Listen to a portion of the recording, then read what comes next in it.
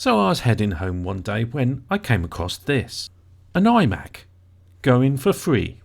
Yes, free. So you can imagine what I did. I took it home with me. Now, I've never owned one of these iMacs before, but I thought they looked pretty cool. So you're probably thinking, does this even work? Well, let's plug it in and try it out.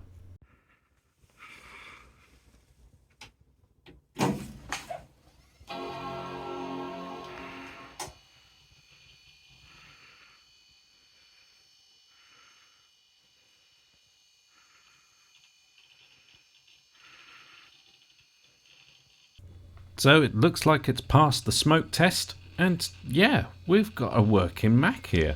Let's get the camera situated a little bit better and check out this computer. So you'll see some banding going up the screen. This is because of CRTs and refresh rates and my camera equipment. I've tried the best that I can. If it's really annoying, then I do apologise. So first off, we've got Mac OS X. But what version have we got? Let's have a look. And we've got 10.1, which is quite an early version of the operating system, and it's quite nice to see.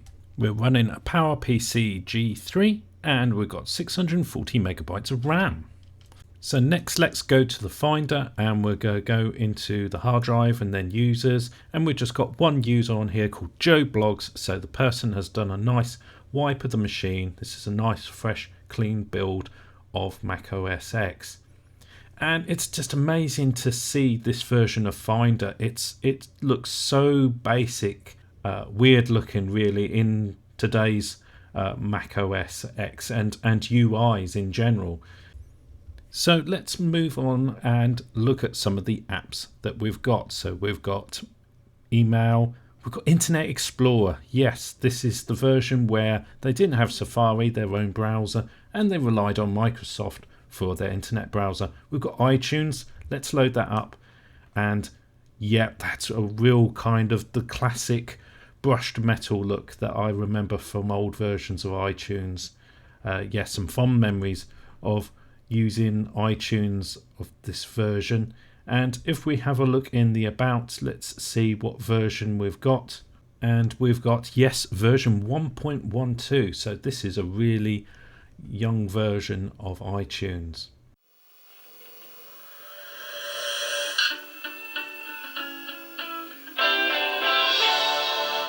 So that's a nice intro for iMovie.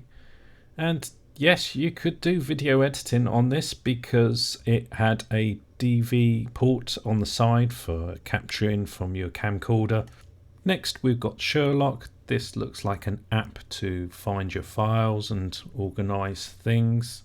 Not used that one in the past. Next we've got QuickTime, and this is one of the older versions of QuickTime. Yeah, oh wow, look at that. Classic layout and all the channels and everything that you could select. Probably most of those links don't work anymore. And then we've got system preferences. So if we go into display, you can see that we're running at 1024 by 768 and we've got a refresh rate of 75 Hertz. Nice feature is the geometry, so we can actually change the CRT settings like the up and down and centering it. And normally these were manual controls on a monitor that you'd have, but this is all digital, which is pretty cool. So let's go back and we'll go into the desktop settings, and as you can see, yes, very plain, and we've got some wallpapers. The dock settings, we can change the size of the dock, and as well we can have a magnification, so when you move over it, yeah, it does that effect. I don't know if the latest version of macOS actually does that anymore. But yeah, let's have a look at some other things. Yeah, keyboard, yeah, very basic. Now there's a Mac OS 9 icon here and the word classic. Maybe there is the Mac OS 9. No Mac OS 9 installed on here, so it's just purely OS X. That might be something interesting to do. What do you think about me installing Mac OS 9 on this? Let me know in the comments below. So one thing we might need to do with this is that I've noticed that the clock is dated 1970, so that's potentially a CMOS battery or whatever the Mac equivalent is.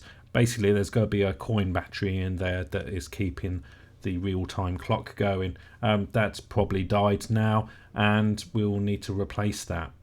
So next I'm heading to the system profiler. This is going to give us a little bit more information about the Mac that we've got. So yeah, we've got 640 megabytes of RAM. We've got a 500 megahertz processor for this G3. And with regards to the hard drive, we've got a Mac Store drive, most probably IDE, and it's 20 gigabytes in size. And on the bottom of the device, we have a model number of M5521. So that's a quick tour of what this Mac is like now. So where are we going to go from here? I want to make a series of videos on this and I will need your help. So down in the comments, let me know what you want me to do with this Mac. Should we do some upgrades on it? What software should we look at? I'm sure there's a whole manner of things that we can explore in this era of Mac computers. I look forward to reading your comments below. So that's about it for today. So remember, you can check out all my Amiga related videos. I've got a whole bunch of other retro stuff in general as well on my channel. And subscribe if you want to watch out for part 2 of this video. Thanks for watching.